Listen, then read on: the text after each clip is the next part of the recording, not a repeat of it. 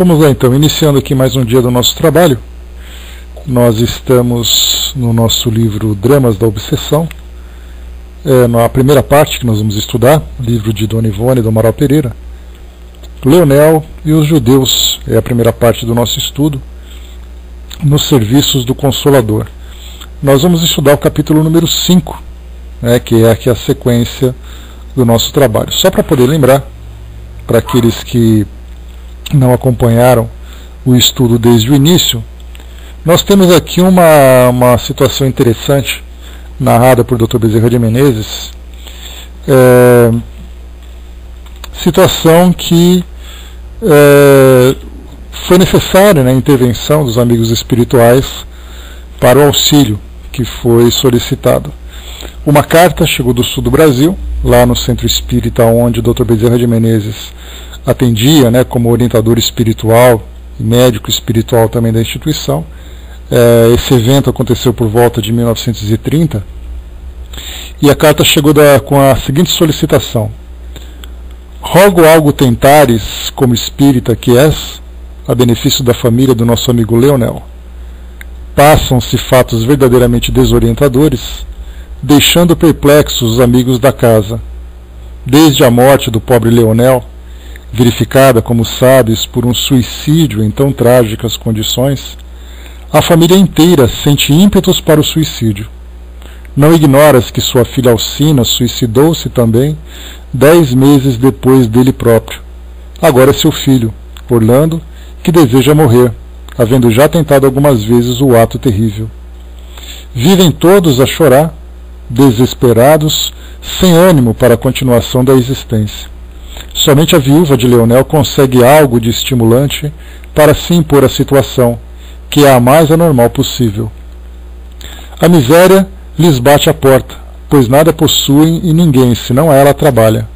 Finalmente, peço-te que rogues a Deus por eles, já que cultivas a fé em teu coração, porquanto a terra é impotente para deter a avalanche de desgraças que sobre essa pobre gente se arremessou.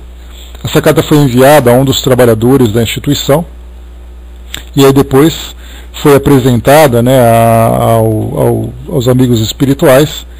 E aí então nós temos as seguintes personagens envolvidas nessa história. O espírito Esther, uma daquelas que também vieram para complementar essa história que foi solicitada por carta. Então o espírito Esther, conversando com o Dr. Bezerra de Menezes, contou a mesma história, só que agora pela perspectiva do plano espiritual.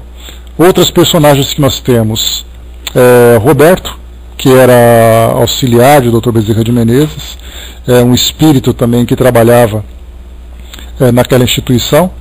Nós temos também o espírito Peri, que é um outro espírito de tradições, tradições indígenas, de histórico indígena, que, embora tivesse sido devedor no seu passado, retornou numa encarnação aqui no Brasil como índio na tribo dos Tamoios, e depois dessa sua última desencarnação ele trabalhava então no mundo espiritual, atuando junto aos espíritos de grau evolutivo inferior.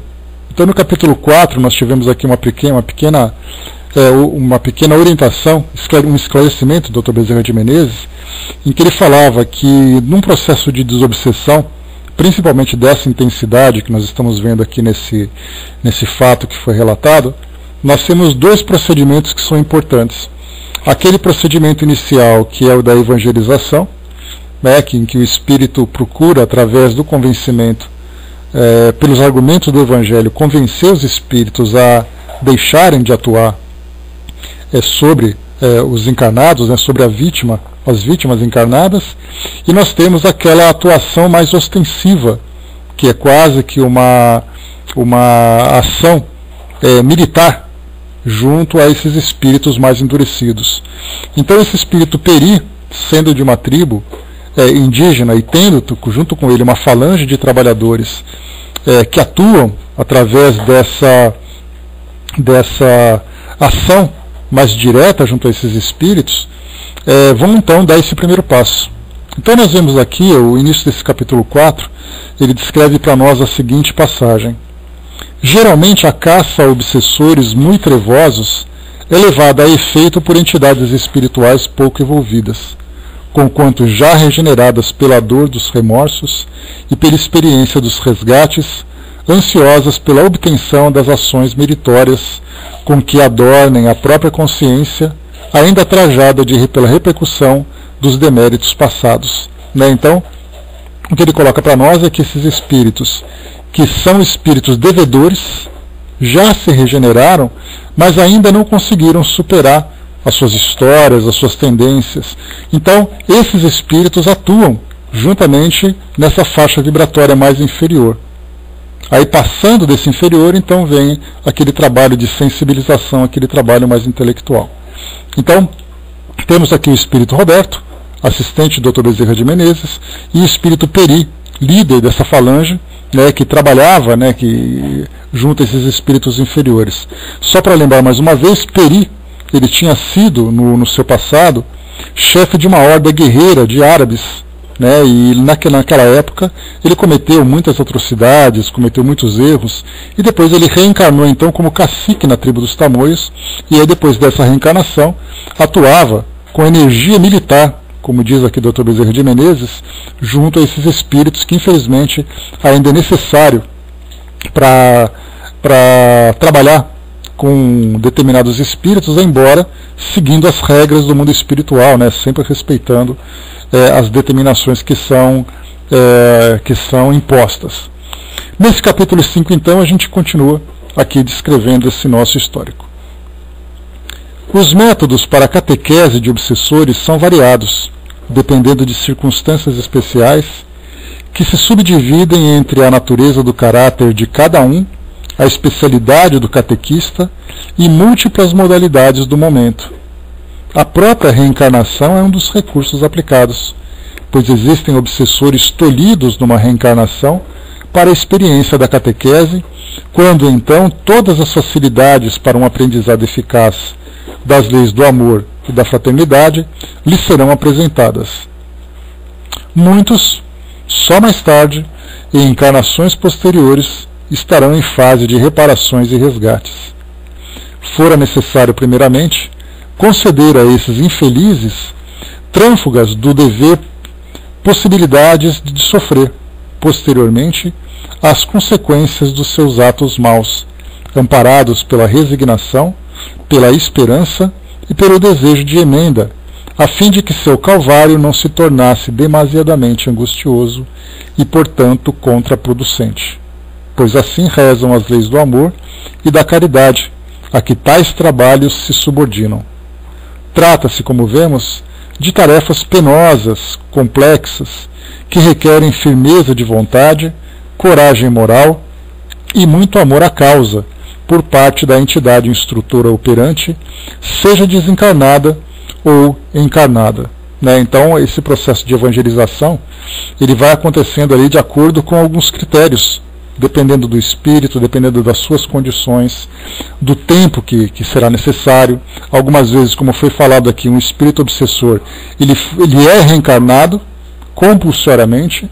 A partir dessa reencarnação, ele é submetido então às influências do meio onde ele se encontra, nesse caso, influências que vão proporcionar a ele uma educação religiosa, para que depois ele comece a se esclarecer. Então, tudo tem ali um tempo certo para acontecer, dependendo do catequista, nesse caso, dependendo do espírito obsessor e da história que envolve a trama que vem sendo descrita.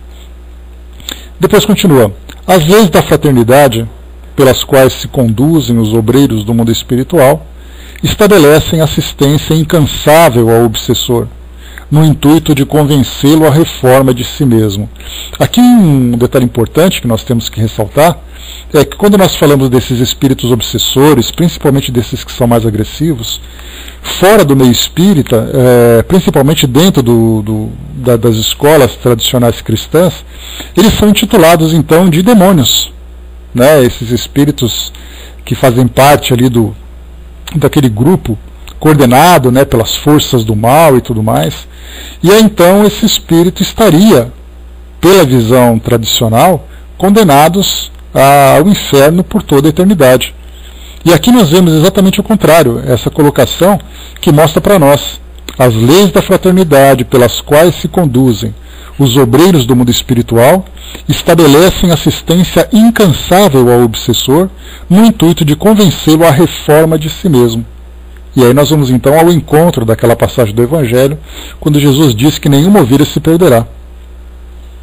Então, claro que fazendo uma interpretação simplificada dos textos do Novo Testamento, que não são completos, a gente tem que lembrar disso, né? Como já conversamos, esses textos passaram por traduções, interpretações, né? E acabaram seguindo uma linha, né? Uma tendência filosófica pré-estabelecida pelos próprios homens, e não seguindo aquilo que Jesus disse da forma completa naquela época. Então é dito simplesmente que o mundo espiritual então é dividido entre anjos e demônios, e no meio desses dois nós temos a humanidade. Os anjos são aqueles que vivem, né, junto a Deus, e os demônios são aqueles que são lançados ao inferno por toda a eternidade. E enquanto isso os homens, aquelas pobres almas, ficam então transitando no meio desses dois grupos. E aí então, como nós começamos a rever todos esses conceitos, esses dogmas que são apresentados, né? Aliás, Kardec se deu ao trabalho de debater essas questões lá na primeira parte do livro Céu e Inferno, falando sobre céu, inferno, purgatório, anjos, demônios, né? E estabelecendo exatamente ali de uma forma clara, né, a realidade do mundo espiritual. Então o que nós vemos aqui é o trabalho do mundo espiritual para resgatar esses espíritos que se encontram nessa condição, porque nós lembramos que o espírito não é mau, ele se torna, né, nessa condição de maldade, ele se transforma por essa condição de maldade pelas diversas circunstâncias que o afetaram durante a sua vida. Aqui só o título a gente já fala, né, que Leonel e os judeus. E aqui mostra que lá no século XV, ali por volta de 1600 e alguma coisa, nós tivemos exatamente essa perseguição, em que Leonel e sua família, esses que são hoje vítimas dessa obsessão, naquele passado eram perseguidores que acabavam atingindo então a família desses judeus, que agora buscam vingança. Então, vemos que ser obsessor, né, ser ali o algoz e ser ali a vítima, é simplesmente uma questão de perspectiva e de momento. Porque a natureza humana é uma só, ou uma natureza mais inferior, mais primitiva, ou uma natureza mais evoluída.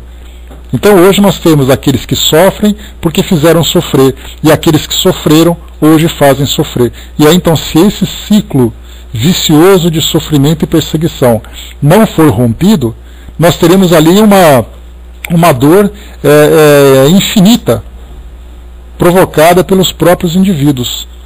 E aí então essa lei de fraternidade vem exatamente a intervir nesse processo para fazer com que todos os espíritos compreendam exatamente as causas e os efeitos de tudo aquilo que estão vivenciando, para que depois possam se regenerar e depois, né, se desenvolverem como espíritos que são. Bom dia, pessoal que chegou. Diz aqui para nós: jamais o violentam. Foi colocado aqui então por essa passagem, dizendo que o livre-arbítrio não é violado. Porém, a essa meritória atitude, quando compreendem ainda, não preparado pela ação fecunda dos remorsos.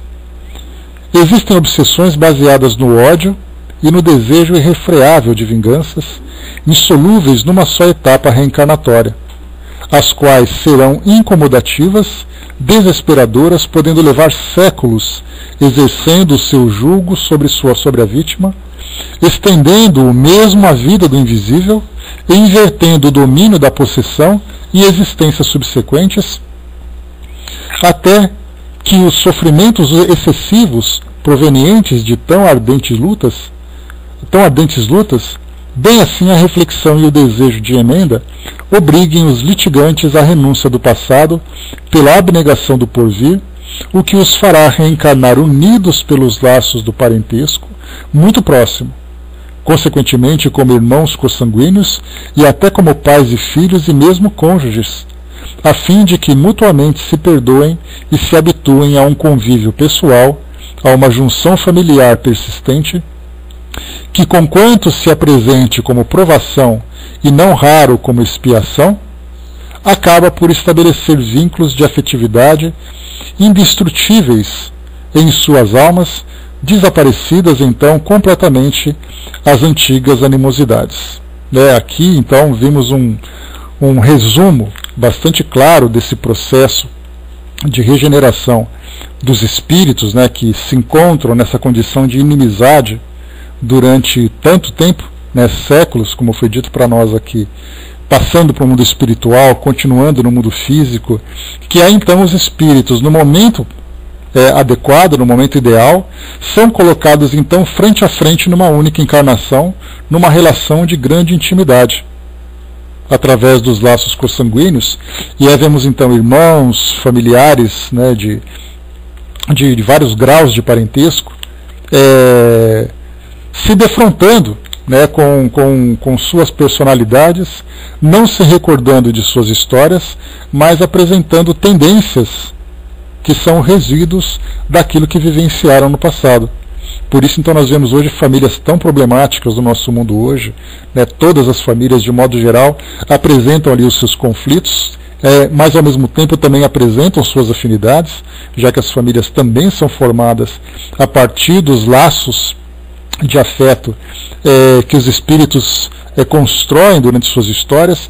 Então temos ali aquela compensação, espíritos que são amorosos se juntam com os outros espíritos que são ali os seus inimigos, e juntos nesse mesmo grupo, nessa mesma comunidade, procuram então se reajustarem, inicialmente desenvolvendo laços de afeto que até então não existiam, e a partir desses laços de afeto naturalmente surgem então os sentimentos de perdão de que necessitam. Então vemos hoje todos esses conflitos em maior ou menor graus, menor grau, porque nós encontramos nas histórias que nós ouvimos das famílias, o que passa na mídia, que nós temos ali as maiores tragédias envolvendo irmãos, envolvendo pais, e nós nos perguntamos como é que é possível isso acontecer dentro de uma mesma família. Eles nasceram juntos, eles cresceram juntos, como é que isso pode acontecer? E aí, como Kardec sempre lembra, conhecendo, entendendo um pouco da lei da reencarnação, que para nós ainda é um grande enigma, nós sabemos que ele existe, mas não conseguimos muitas vezes aplicar isso na prática para entendermos uma determinada realidade. Isso porque nós não conhecemos a história dos espíritos que estão envolvidos naquela situação. Então podemos pegar, por exemplo, um pai que espanca os filhos, que espanca a esposa, uma mãe que abandona um filho, irmãos que se destroem. Enfim, temos ali as histórias mais trágicas para poder ilustrar essa situação. Como não compreendemos aquilo que aconteceu no passado entre esses espíritos, nós simplesmente fazemos um julgamento, uma análise, na verdade, bom dia, fraterna, bom dia, Nando, uma análise apenas dos fatos que são apresentados para nós hoje. E aí então nós ficamos chocados, ficamos nos perguntando como é possível isso acontecer. E aí então Kardec, mais uma vez, ele diz assim, que conhecendo a reencarnação, nós encontramos a chave por uma série de enigmas com os quais nós nos deparamos nos nossos tempos atuais. Então nós podemos não conhecer os detalhes, mas nós entendemos que essa aproximação entre os espíritos se dá, então, devido às necessidades do passado, e da mesma forma também espíritos que são ali afins pelos sentimentos de afetividade, pelo amor que construíram, que desenvolveram entre si, também se buscam para uma convivência. Então os grupos familiares são formados exatamente por essas necessidades.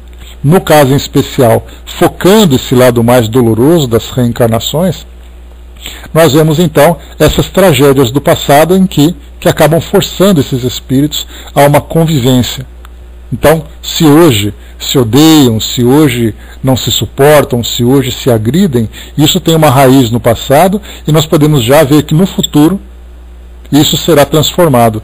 Não necessariamente que se tornarão ali os seus melhores amigos, mas esse sentimento de ódio vai desaparecer. E a gente até se pergunta, eu jamais vou conseguir amar essa pessoa da forma como eu amo, por exemplo, aquelas pessoas que são meus amigos, que são realmente da minha família espiritual.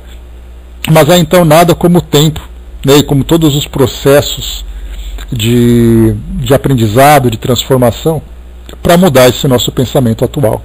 Então não basta apenas a gente olhar o nosso momento de hoje, nós temos que olhar para o passado, e para um passado muito distante, que, como foi colocado aqui por Dr. Bezerra de Menezes, que existem ali situações insolúveis numa só encarnação, que podendo levar séculos nessa busca de vingança. Então nós temos que olhar também para o futuro, observando os séculos que virão, porque há situações ali que nós pouco compreendemos, né, fora daquilo que é passado para nós pelos relatos dos espíritos, que se nós temos ódios que duram séculos, né, que vieram do passado, nós teremos também, né, sentimentos de perdão que demorarão séculos para serem constituídos. Então, isso mostra para nós uma realidade na formação desses grupos familiares, com esses elementos, né, e com essas personagens também que tiveram essas relações tão dolorosas no passado. E continua aqui para nós. Existem outros sim, as paradoxais obsessões por amor. Exercem essas, algumas vezes, perseguições igualmente seculares, quando uma das duas partes interessadas perjurou, falindo dos deveres da fidelidade. Tão cruéis e execráveis se apresentam esses tipos de obsessão por amor ferido e despeitado, quanto são os motivados pelo ódio, e então grandes dramas, dignos de estudo e comentários, se verificam nas sociedades terrena e espiritual, através de situações agitadas, infelizes, que somente o amor de Deus suavizará. Então, quando ele fala aqui sobre as obsessões por amor, temos os casos que foram, né, trazidos para nós, por exemplo, nos casos de falência da relação, por infidelidade, por provocar aquela dor que o espírito então ferido, aquele que sofreu, né, a lesão afetiva, se torna um perseguidor. Temos ali vários relatos de espíritos que foram cônjuges, uma esposa ou um marido no passado, que obsediam então, depois de outras reencarnações, aqueles que foram seus companheiros, infernizando suas vidas, não permitindo que eles se envolvam com ninguém.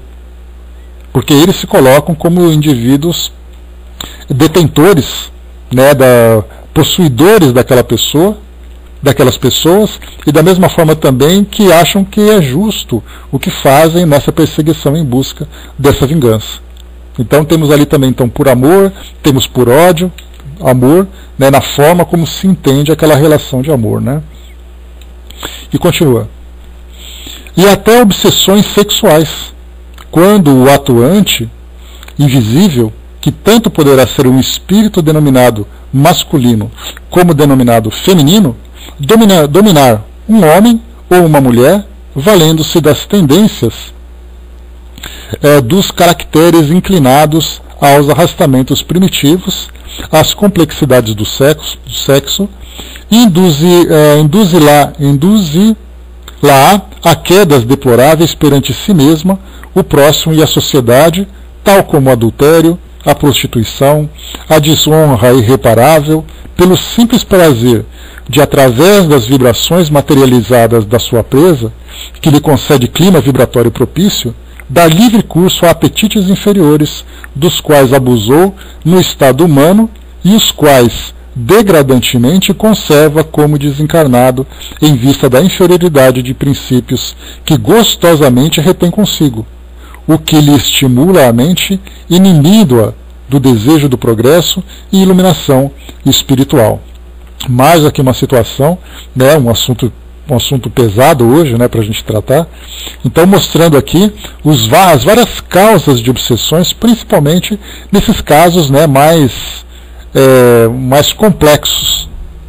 Porque a obsessão por si só, basta o indivíduo ter um sentimento de uma mágoa, um sentimento de raiva momentânea, que já é o suficiente para ele querer buscar a sua vingança. Mas nós falamos aqui de sentimentos muito mais profundos. E temos ali nos casos da obsessão por amor, entre aspas, da obsessão por ódio e das obsessões sexuais também, pelas viciações, pelos cúmplices do passado. Então, importante essa ilustração para nós, porque vai mostrando as diversas situações que nós encontramos hoje, das falências morais que muitas pessoas acabam apresentando, não apenas pelas próprias tendências, mas pelas influências que acabam sofrendo. Continuando. Geralmente exercida tão só através da telepatia ou da sugestão mental, é bem certo que o obsessor estabelece uma oculta infiltração vibratória perniciosa sobre o sistema nervoso do obsidiado, contaminando-lhe a mente, o perispírito, os pensamentos, até o completo domínio das ações. Tais casos se apresentam dificilmente curáveis, não somente por aprazerem as vítimas conservá-los, como por ser ignorado de todos essa mesma infiltração estranha, e mais particularmente porque o tratamento seria antes moral, com a reeducação mental do enfermo através dos princípios elevados que lhe faltaram, não raro desde a infância. Aqui, fazendo um complemento, né, dessa obsessão sexual, mostrando para nós que a obsessão acontece de uma forma oculta, através de uma infiltração vibratória perniciosa, afetando o sistema nervoso do indivíduo e contaminando-o também. E o mais difícil desse tipo de tratamento que acontece é exatamente a afinidade com que o obsediado tem com essas energias. Ou seja, embora ele sofra, ele gosta. E aí então acaba sendo muito problemático, e da mesma forma também porque isso é ignorado pelos encarnados. Acha que isso simplesmente é uma fraqueza da carne. Kardec inclusive fala sobre isso, que a carne é fraca, falando sobre pecado, aquela coisa toda, mas fala sobre as fraquezas morais do espírito. E mostra que a solução para essa reeducação vem exatamente através da transformação moral.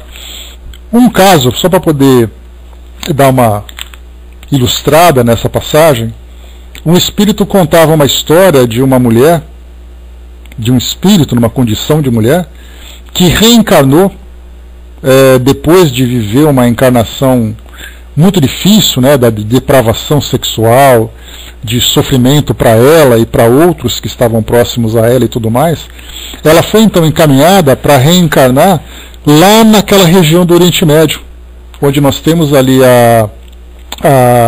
aquele fundamentalismo islâmico, em que as mulheres devem ficar completamente cobertas, e se tiver qualquer tipo de exposição, elas são espancadas, podem ser até mortas por isso. Então foi escolhido para ela uma reencarnação naquele ambiente para que ela pudesse se reeducar.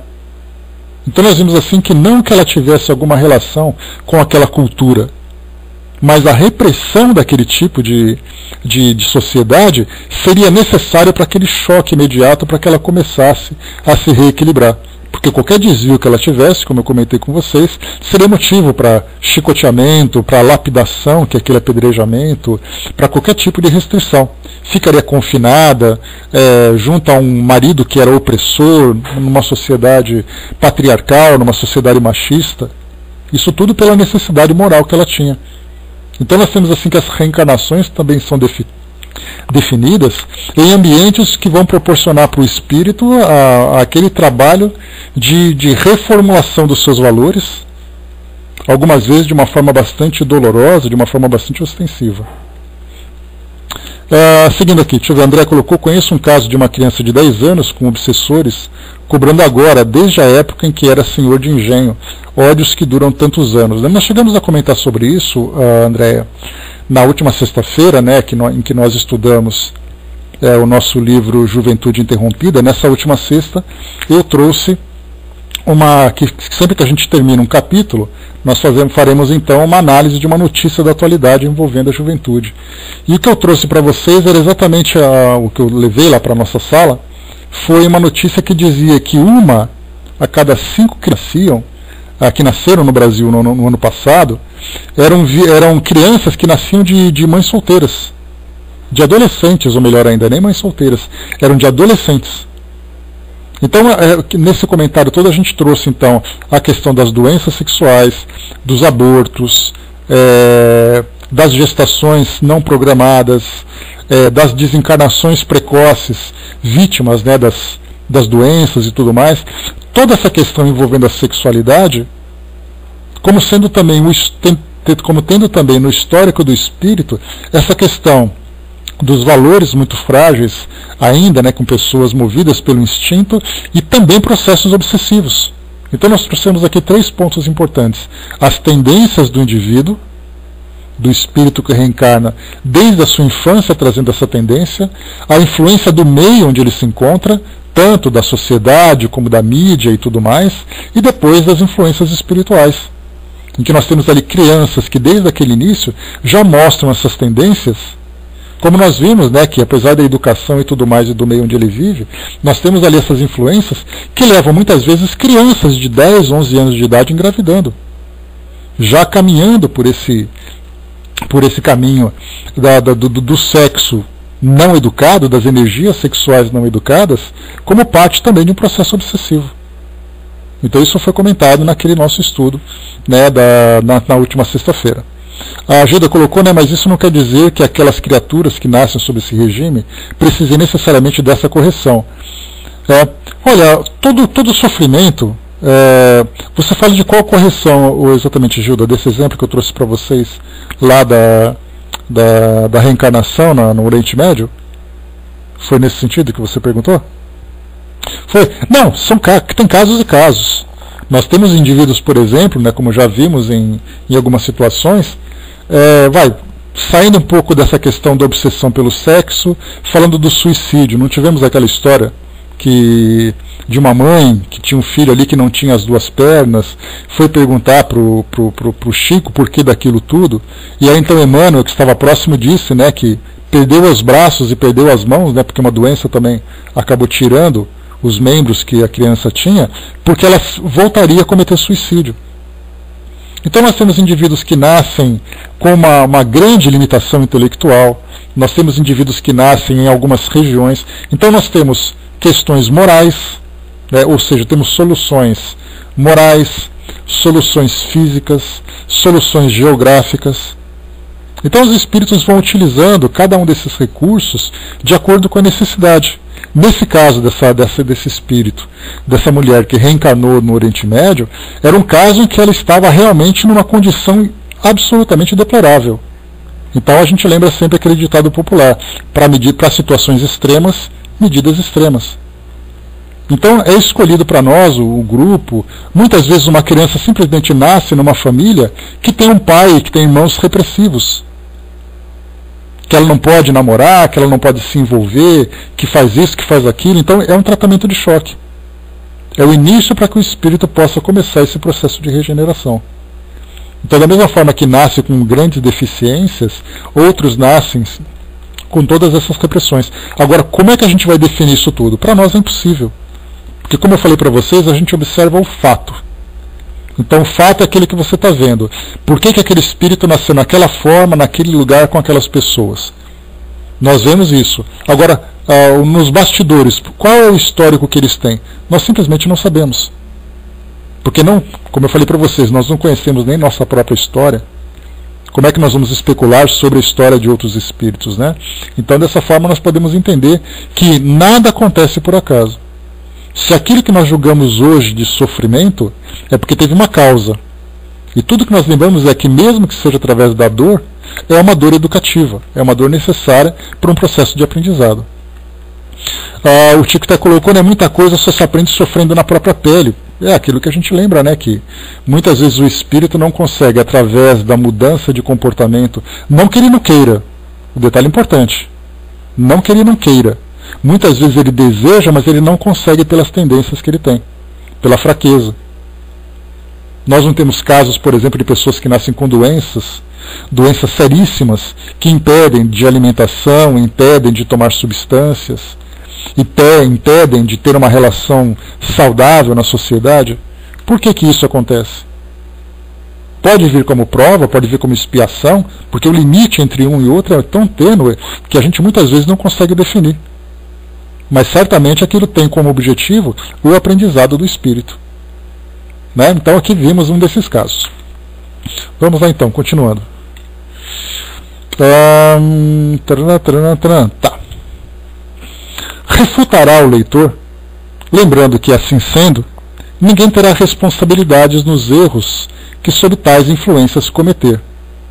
Acrescentaremos que a responsabilidade permanecerá também com o próprio obsediado, visto que não só não houve a verdadeira alteração mental, como também nenhum homem ou mulher será jamais influenciado ou obsediado por entidades dessa categoria, se a estas não oferecer campo mental propício à penetração do mal, pois a obsessão em qualquer natureza nada mais é que duas forças simpáticas que se chocam e se conjugam numa permuta de afinidades. Isso nós temos falado já há muito tempo, né? Bom dia, pessoal que chegou. Rony, bom dia. Então nós temos falado isso há muito tempo já. O espírito obsessor, para entendermos o processo de obsessão, eu falo isso para vocês, é necessário que vocês exercitem esse tipo esse exercício mental. Para entender um processo de obsessão, se coloque no lugar do obsessor. Para ele poder atacar uma pessoa, ele precisa saber onde ele vai atacar, de que forma que ele vai atacar, quais são as fraquezas, quais são as tendências. Portanto, um espírito jamais vai incentivar ou vai influenciar uma pessoa a praticar um tipo de ato que ela não tenha vontade, que ela não tenha afinidade.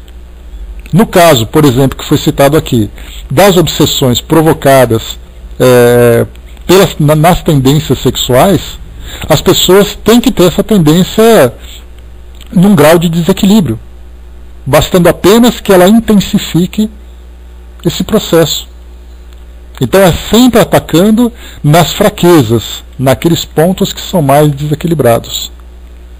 Um espírita não vai tentar induzir uma pessoa a se tornar alcoólatra se ela não gosta de bebida, vai ser perda de tempo. Mas basta observar, estudando durante aquele período, vai acompanhando, vai sondando seus pensamentos, vai avaliando as suas condutas, pronto, achou o ponto fraco. Se ela não tem ponto fraco, vai atingir alguém que está próximo, porque aí vai desestabilizá-la emocionalmente para poder abrir brechas na sua mente para esse tipo de influência. Então, as estratégias do plano espiritual, tanto positivamente quanto negativamente, são estudos feitos pelos espíritos para que possam acessar a mente daquela pessoa. No caso, por exemplo, de um espírito que é um protetor espiritual, para ele poder trabalhar pela reforma íntima de alguém, ele vai sondar a personalidade e vai encontrar as virtudes dela. E nessas virtudes, ele vai criar oportunidades para que ela se torne cada vez mais forte.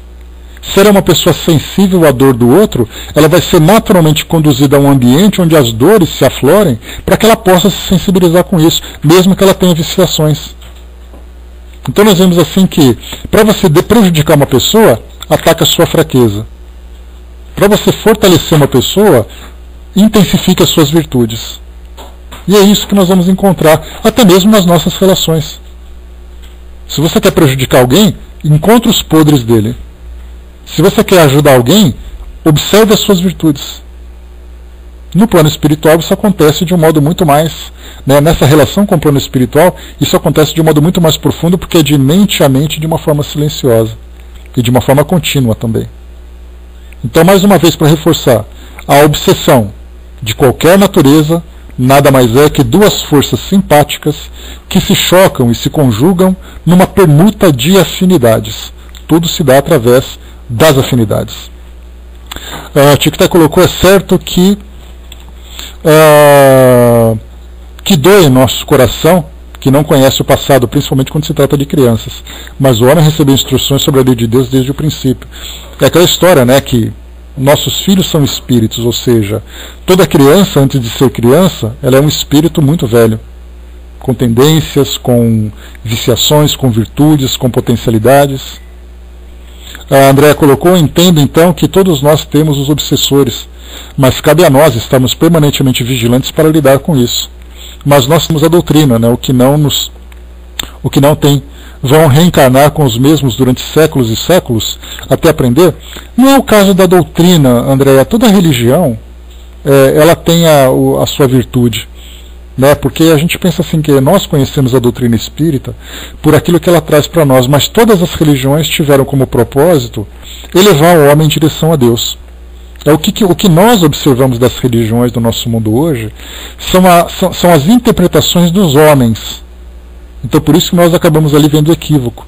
No caso, por exemplo, nós temos ali algo que chama a nossa atenção na nossa sociedade, a religião islâmica, que se destaca, infelizmente, né, por aquela minoria que é fundamentalista, por aqueles casos de terrorismos, que acabamos confundindo aqueles terroristas com religiosos, né, mas que utilizam a religião como pretexto para suas ações. Então nós vemos nesse caso, a religião islâmica, ela tem uma mensagem de amor muito profunda. É uma mensagem de educação moral, uma mensagem construtiva, que foi colocada numa época em que havia necessidade, né, de uma interpretação mais ostensiva para conter todos os impulsos e tudo mais. Então não importa se ele é judeu, se ele é cristão, se ele é budista, umbandista, espírita, evangélico, não importa. A religião bem vivida, ela sempre vai trazer valores para as pessoas. E as religiões bem vividas vão transformar esses espíritos. Então, temos as influências do mundo espiritual, não tenhamos dúvida nenhuma disso. Aqueles que se deixam levar por essas fraquezas e têm relações mais problemáticas, no nosso caso, por exemplo, nós podemos fazer uma comparação. Essa história que nós estamos lendo, temos ali 2 suicídios numa família e um terceiro suicídio quase acontecendo. Porque é uma relação de ódio do passado. Analisando a nossa vida hoje, nós vemos que apesar das dificuldades, nós não encontramos, né, um espírito obsessor com tamanha tenacidade para buscar vingança contra nós. Né? Tamo junto, braço. Pois é. Né? Então assim, a dificuldade que nós encontramos é exatamente assim nesses casos que são mais agressivos. E para esses casos mais agressivos, há a necessidade de uma transformação moral muito mais intensa e muito mais profunda. É então que o mundo espiritual acaba mobilizando, né, as situações em torno desse indivíduo para favorecê-lo, para fortalecer as suas virtudes. Mas os espíritos não mudam o livre-arbítrio. O que eles podem fazer é encaixar o espírito em algumas situações que vão dificultar a sua queda. Mas ainda assim, mesmo nesses locais, essas pessoas podem sofrer quedas. Trazendo, por exemplo, aquele caso que eu trouxe para ilustrar. Aquela mulher que reencarnou numa região onde a religião islâmica é fundamentalista, em que as mulheres têm todas as liberdades tolhidas, né, numa dominância patriarcal. Nesse caso, ela está ali pela força física, pela imposição, ela está, vamos dizer assim, coagida a não ceder para essas fraquezas. Mas nada impede que ela faça isso. Ela pode ser, mesmo naquelas condições, cometer os seus erros. Nunca sabemos o que ela faz ali dentro de sua casa, num ambiente que ninguém sabe. Ela pode ser depois descoberta, ela pode ser executada, sofrer no plano espiritual, vai reencarnar de novo e assim vai. Então o que os espíritos fazem é nos colocarem em situações que vão nos favorecer. Seja num favorecimento para cumprirmos as nossas expiações, que é aquele processo de resgate, seja para aquelas provas de teste de caráter. Serão maiores ou serão mais intensas ou menos intensas, vai depender então do lugar onde elas vão reencarnar. Então tudo essa é uma matemática que tem muitas variáveis que nós não compreendemos ainda, porque a nossa visão ainda é muito simples. Quando nós falamos assim, o espírito vai reencarnar, ou quando nós falamos, o indivíduo vai ter um karma, aquela expressão oriental, né, que diz respeito à lei de causa e efeito. Então, quer dizer, para nós a gente vê de uma situação muito simples. Mas quando nós estamos no mundo espiritual, vamos dizer assim, com o prontuário daquela pessoa aberta, conhecendo a sua história, as suas necessidades, os seus erros, os seus acertos, fraquezas, tal, nós vamos encontrar ali tantas situações que nós vamos certamente ali dar aquela coçada na cabeça e perguntar por onde nós começamos. Agora, claro que esses espíritos mais evoluídos têm um conhecimento prático de várias e várias dessas situações, sabem exatamente onde nos colocar, quando nos colocar e por que nos colocar diante daquelas circunstâncias. Continuando, vamos lá. Prosseguindo, lembraremos ainda certas obsessões de que tratam os evangelhos, as quais tornam o obsediado surdo e mudo, geralmente desde o nascimento ou a infância. E muitas vezes, quando passais por um desses infelizes na via pública, longe estareis de compreender que vos encontrais diante de um doente psíquico, e não propriamente físico, de um obsediado, que vem sendo atormentado desde o estágio do invisível, durante a desencarnação, e cujas consciências e vibrações acometidas de 1000 prejuízos, daí originados, somente conseguiram modelar para a sua reencarnação expiatória um feto, ou corpo, apropriado ao seu demérito consciencial. Casos há curáveis, neste exemplo, com a retirada dos algozes, consoante a prática o tem demonstrado. A maioria, no entanto, não será curável, uma vez que aí se enquadrarão também os delatores, os caluniadores do passado, grandes intrigantes, maldizentes e blasfemos, aqueles que abusaram do dom da palavra para desabonarem o próximo, torturarem os corações, escandalizar a sociedade em que viveram. Aqui só um ponto importante. Deixa eu ver aqui. Aqueles a quem destarte feriram, incapazes da maledicência do perdão, tornados inimigos poderosos, rodeiam-nos com represálias terríveis desde antes da reencarnação, perseguindo-os muitas vezes durante etapas longas, mesmo durante séculos. E a lei da criação assim o permite para que as criaturas, à justa da própria experiência, aprendam a considerar as leis do dever e da justiça únicas que lhes concederão situação digna no seio das sociedades em que viveram. Aqui que vale para nós é que esses casos em que nós temos as obsessões que provocam, por exemplo, a surdez e a mudez, isso acontece desde o passado, em que os espíritos simplesmente impedem que aquelas pessoas se manifestem. Dr. Bezerra de Menezes mesmo falou sobre isso. Um caso de uma criança que não falava, a partir do momento em que a cura foi promovida pela desobsessão, afastando aquele espírito próximo, a pessoa começou a falar. Ou seja, ela tentava, mas não conseguia. Simplesmente impedida de se comunicar. Vocês já devem ter visto, eu até vi uma série que falava sobre bruxas e tal, e aí mostrava uma bruxa que fez um feitiço em que a pessoa não conseguia falar. Ela tinha uma doença que ninguém descobria. E aí a gente começa a ver, claro, na ficção, aquela coisa da bruxaria e coisa e tal, mas analisando de uma forma mais didática, nós encontramos processos obsessivos em que os obsessores impedem que aquele indivíduo se manifeste. Dá a impressão de que ele passa por algum tipo de autismo. E aí, nesse caso, tem curas. Muito bem. Há aquelas curas em que, afastando o obsessor, aquela pessoa volta. Mas há casos, como foi colocado aqui pelo Dr. Bezerra, em que o indivíduo traz em sua consciência um drama tão profundo, por ter no passado se tornado um caluniador, uma pessoa que provocou intrigas, que disseminou mentiras. Nós vimos isso no livro Deficiente Mental Porque Fui Um. O caso de uma mulher que era autista. O autismo, a gente sabe, né, o indivíduo não tem ali a facilidade para se comunicar, para interagir com o meio exterior à sua volta. Naquele caso, qual era a história daquele espírito? No passado era uma mulher que causava muita intriga. Tudo que ela falava visava o mal, provocava o mal, causava o mal. E aí então seu drama de consciência foi tão profundo que na encarnação seguinte ela veio com aquela culpa que sequer a permitia de se comunicar com as pessoas. Então nós vemos assim que muitas dessas situações psiquiátricas que nós vemos hoje, né, que não se encontram de cura fácil e tudo mais, são patologias que o próprio indivíduo já traz na sua consciência. E aí depois nós temos também a soma com os processos obsessivos daqueles perseguidores, e aí nós vamos encontrar então uma receita perfeita para causar aquele evento, né, que afeta aquela pessoa na encarnação atual. Vamos lá, continuando. Diz aqui para nós: a cada um segundo as próprias obras, eis a sentença ou lei expostas por Jesus, que previne contra infrações tais. Não obstante, nem sempre os obsessores serão entidades absolutamente más.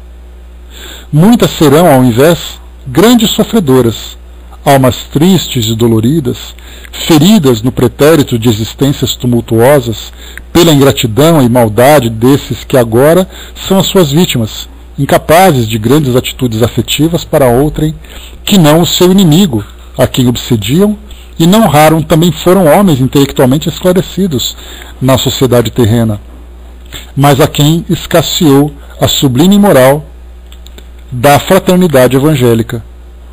Não deixaremos de lembrar ainda aqueles que são mandados por outrem a obsediar alguém, por antipatias, despeito ou mesmo ódio, ordem que também poderá ser expedida por um desafeto encarnado durante o sono corporal. Tais perseguidores agem em torno das suas presas, obedecendo, portanto, a ordens de terceiros, sem que a menor animosidade os impelisse ao ato, senão a obediência a uma entidade terrena ou invisível a quem renderão homenagens e por quem nutrirão consideração. Serão, então, como uma variante daqueles assalariados terrenos que, por uma paga, cometeriam qualquer espécie de vileza contra um estranho, de quem nenhuma queixa teriam. Dá para a gente fazer uma relação aí com aquilo que nós vemos hoje daqueles, entre aspas, trabalhos espirituais. Ou, como os espíritos chamam lá no Livro dos Espíritos, os pactos espirituais. Eu ofereço alguma coisa para entidades desencarnadas e elas, por sua vez, cumprem a sua parte num acordo. É um acordo. Da mesma forma que nós temos os acordos que temos aqui, olha, eu te dou um dinheiro, você vai lá e machuca aquela pessoa. No mundo espiritual eu te faço essa oferenda e em troca você me favorece. Então, naquele caso, aqueles obsessores não têm nenhum tipo de relação com aquelas pessoas, mas cumprem parte de um acordo estabelecido com encarnados ou desencarnados. Então isso é importante também nós lembrarmos. Mas nós consideramos, né, nessa questão dos trabalhos espirituais que são feitos, nessas encomendas, entre aspas, espirituais, nós veremos orientações importantes, tanto de Chico Xavier como de Divaldo Franco. Porque Divaldo diz assim para nós que não existe nenhum trabalho mandado, encaminhado, encomendado que vá te atingir se você estiver em outra faixa vibratória. Mas se você estiver numa faixa vibratória inferior, ninguém precisa te mandar absolutamente nada. Você vai simplesmente atrair por uma questão de afinidade.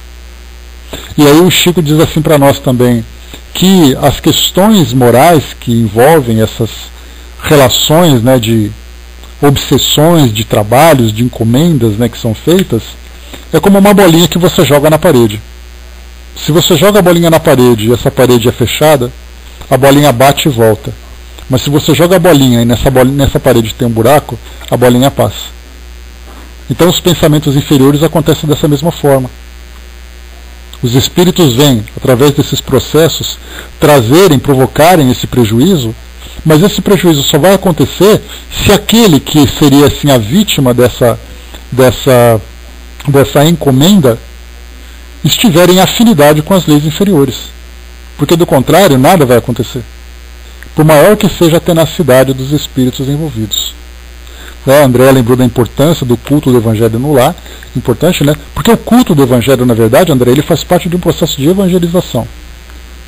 Então, assim, o culto ele é uma prática que se faz dentro de casa, de estudo, de harmonização. Mas se no cotidiano as pessoas não viverem isso tudo, o culto vai ser simplesmente uma prática ritualística que não vai ter efeito nenhum. Então, temos ali a evangelização, de um modo geral, a educação moral, a prática religiosa de cada pessoa, seja no Evangelho no lar, seja na frequência, nos cultos religiosos de cada religião, seria a mesma coisa. Na verdade, né, Júnior, o Evangelho no lar, ele foi orientado por Kardec exatamente para as famílias que não conseguiam mais frequentar as igrejas na época em que aceitaram a doutrina espírita e ou não mais gostavam de frequentar as igrejas, ou eram então expulsas das igrejas. Então é a mesma coisa também. Então a vivência religiosa de um modo geral é fundamental. A Ajuda colocou, né, criando assim uma simbiose com o encarnado, e assim sendo não caracteriza uma fascinação, porque esse tipo de pacto não há como se livrar desse espírito desse espírito. Exato, né, Gilda? Porque o que a gente coloca é assim, o processo obsessivo, como Kardec apresenta para nós, ele tem 3 graus, né, ou 3 aspectos diferentes. Tem aquela que é a obsessão simples, né, onde o espírito quer te prejudicar, ele atua ali contra você e tudo mais. A fascinação, ele é um processo em que o espírito se envolve de tal forma com aquela pessoa, em que os dois, existe uma adoração entre os dois, em que o espírito diz para o indivíduo que ele é o máximo, e o indivíduo acredita que o espírito é o seu melhor amigo. Então, na verdade, a fascinação, ele não está te atacando fisicamente, ele está apenas te seduzindo. É um processo de sedução. Tá? Então você tem ali inicialmente, e esse é um processo muito difícil, porque o espírito, quando ele te convence que você é tal coisa, e você acredita naquilo, e apenas naquilo, dificilmente vão te convencer do contrário. Então você não vai aceitar nenhum tipo de ajuda, você não vai aceitar nenhum tipo de crítica. Então a fascinação é um desses processos. A obsessão simples que nós comentamos, e temos depois também ali a subjugação, que é também algo extremamente doloroso, quando a vítima, né, já não possui mais forças para lutar contra aquele processo, e ela precisa ser auxiliada. Então, na verdade, assim, essa relação que existe entre os obsessores e os obsediados começa pela afinidade, depois ela segue por alimentar aquelas tendências que o indivíduo tem, e depois pela força que é exercida pelas entidades. Então pode ser, no caso, uma ação direta ou indireta por parte dos encarnados. Fui informado que algo assim como começa com esse tipo de interesse mútuo. É aquilo que nós colocamos, né, por uma lei de afinidade. O Júnior colocou certa vez em um culto evangélico, onde o pastor colocava exatamente isso. Não adianta vir aqui com a Bíblia debaixo do braço e ajoelhar, se você lá fora não age de acordo, né, e não vivencia esse momento aqui. Né? Então, exatamente esse é o grande aprendizado. A Gilda colocou também, né, a criatura, no caso, se submete aos caprichos do espírito por medo, ele a ameaça, o que fazer por ela agora? Prece. Todo o processo obsessivo ele termina com a transformação moral do indivíduo. Então é ele próprio que vai se defender. Todas as ações que nós encontramos, que são exteriores, né, ou ações que são auxiliares, no caso, por exemplo, do Evangelho no Lar, de um tratamento de paz, de um tratamento de desobsessão, esses são recursos auxiliares que vão ajudar aquela pessoa no término desse processo. Mas nada disso terá efeito se a própria pessoa não se transformar. Então, inicialmente, ela precisa ser esclarecida, ela precisa mudar suas condutas, ela precisa ter uma compreensão daquilo que se faz. E tudo isso é feito através, né, das instruções, dos esclarecimentos que ela precisa. Então, se a sessão acontece do espírito com o obsidiado, tudo aquilo que acontece por fora, com outras pessoas envolvidas, com outros lugares envolvidos e práticas envolvidas, são situações complementares. Se a relação começou de um indivíduo para o outro, ela vai terminar de um indivíduo para o outro. Então é nisso que nós temos que focar, né, o entendimento da obsessão e também da desobsessão. Porque a desobsessão, como nós entendemos, né, no seu sentido mais popular, é alguém de fora acabar com esse processo. Mas a desobsessão é simplesmente o término dessa relação pelo próprio indivíduo. O que ele vai ter ajudas diversas, mas jamais vai conseguir se transformar se isso não acontecer, se ele não se transformar. Continuando. Vamos lá para a gente poder finalizar esse capítulo aqui, que ele é um pouco comprido.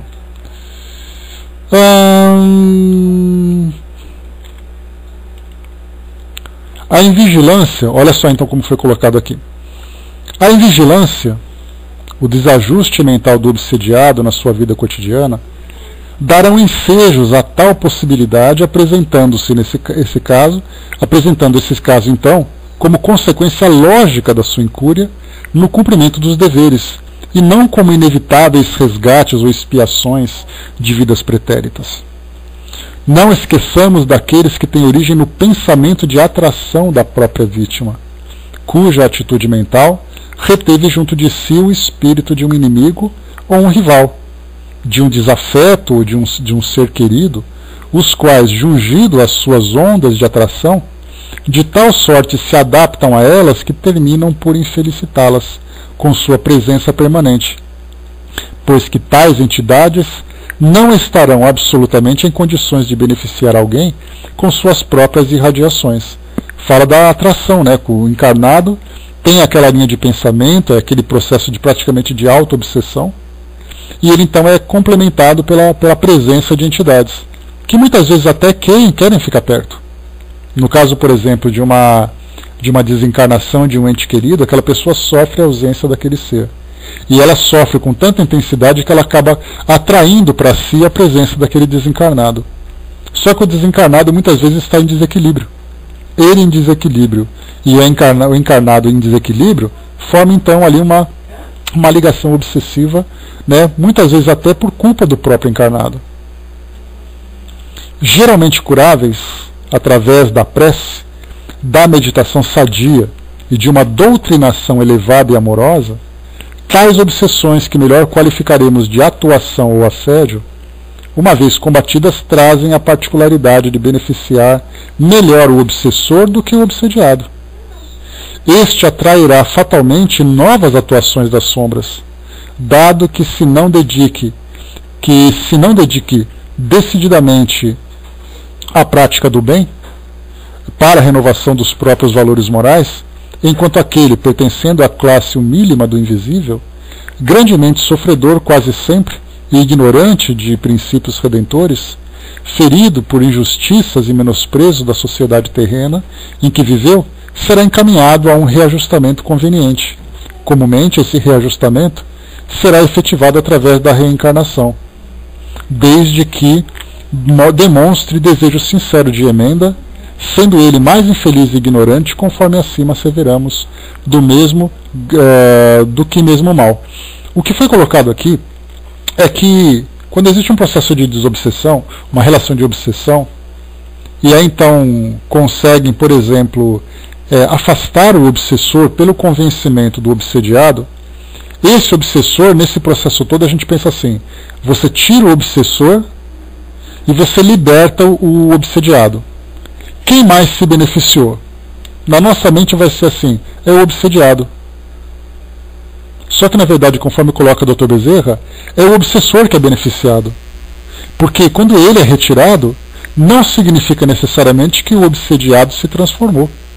Então ele tem uma tendência muito natural, é quase que algo automático, ele atrair novos espíritos que tenham afinidade com suas tendências. Enquanto que aquele que era obsessor foi encaminhado então para o seu desenvolvimento e recebeu o auxílio necessário. Então é um trabalho que não apenas você tem que afastar o obsessor, você tem que transformar o obsediado. É uma via de mão dupla que trabalha ali, são dois processos paralelos que vão acontecer. Transforma-se um e transforma-se o outro. Transformando o obsediado, o encarnado, certamente ele vai resistir a esse assédio, enquanto que o obsessor continua ali. Nesse caso pode ter um afastamento quase que à força, podemos dizer assim. Agora, se você afasta o obsessor, não significa que o processo de obsessão vai acabar, porque o outro pode tomar esse lugar, né? Quebra o ciclo da obsessão. Agora deixa as portas abertas, infelizmente, para que o obsediado crie uma nova obsessão, já que ele não modificou sua conduta. A todos esses desarmonizados das leis da fraternidade deverão os servos do Senhor, encarnados e desencarnados, esclarecer ou proteger com dedicações incansáveis, paciência infatigável, desprendimento de desinteresse, visando não somente a méritos para si próprios, mas, acima de tudo, ao cumprimento de sagrados deveres diante do Todo-Poderoso, que estabeleceu a justiça do auxílio, do mais forte ao mais fraco, do esclarecido ao ignorante, segundo rezam os dispositivos da lei de amor ao próximo como a si mesmo. Leon Denis chama isso de cadeia de solidariedade, em que o mais forte está sempre pronto a auxiliar aquele que é o mais fraco, o mais esclarecido ao mais ignorante. Nós vimos aqui nesse capítulo, fechando aqui então esse capítulo 5, que o que foi apresentado para nós foi uma explicação sobre essa relação de obsessor com obsediado, porque nós vimos aqui na sequência da nossa história que inicialmente havia necessidade de afastamento do líder daquela obsessão, já que era ali um grupo de espíritos que eram obsessores, junto a Leonel e sua família. Leonel já desencarnado por obsessão, uma filha desencarnada por obsessão e um filho já desencarnado por... Leonel desencarnou por suicídio, a filha desencarnou por suicídio e o filho estava ali também estava em processo de desencarnação por suicídio, já que ele já havia tentado outras vezes. Então a orientação do Dr. Bezerra de Menezes foi, primeiro, para aquelas duas personagens, Roberto e Peri, dois espíritos trabalhadores, seguindo as orientações de Dr. Bezerra.